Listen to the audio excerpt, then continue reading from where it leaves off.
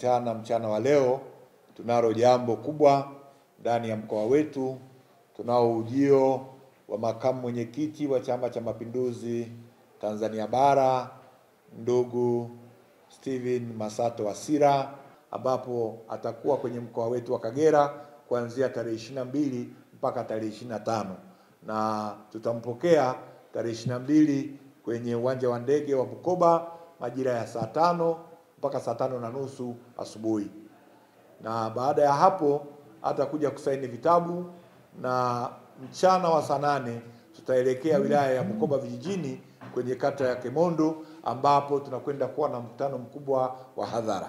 Atatumia mkutano huo kuzungumza na wana Kagera, lakini wana Bukoba vijijini kwenye mkutano mkubwa wa hadhara ambao utafanyika kata ya Kemondo kwenye eneo la godown za KCO.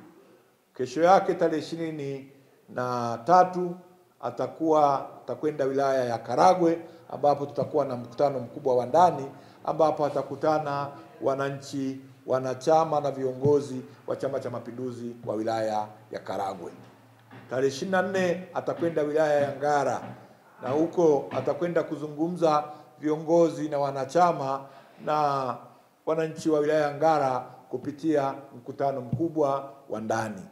Tarehe 25 atahitimisha ziara yake kwa kurudi Bukoba mjini, makao makuu ya mkoa, ambapo kutakuwa na majumuisho. Lengo na shabaha ya ziara hii ni kuimarisha chama, lakini ni kuja kuzungumza na kusalimiana na wanachama wa Chama cha Mapinduzi, kwani ni ziara yake ya kwanza akiwa na wadhifa huu wa makamu mwenyekiti wa Tanzania Bara.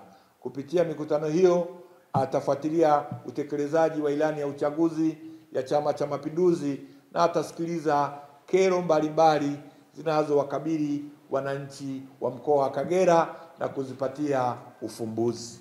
Kwa hiyo ni rai yangu kwamba tuhudhurie kuanzia ratiba ya kwanza ya mapokezi, na hasa kwa Bukoba mjini. Sina shaka na wana Bukoba mjini, kama ilivyo ada yetu, tutakwenda pale kwa wingi wetu ili tuweze kumlaki kwa niaba ya wana CCM na wananchi wote wa mkoa wa Kagera. Tutakuwa pale airport ya Bukoba kwa ajili ya kumpokea, na baada ya hapo tutasindikizana naye kwenye ratiba nzima atakayoifanya katika mkoa wetu, kwani ni bahati kubwa kuwa na ugeni mkubwa wa namna hii wa uongozi wa juu ndani ya chama chetu. Kwa hiyo niombe tushiriki pale atakapokwenda, na tarehe nilizozitaja tuweze kushiriki kwenye maeneo husika. Asanteni sana.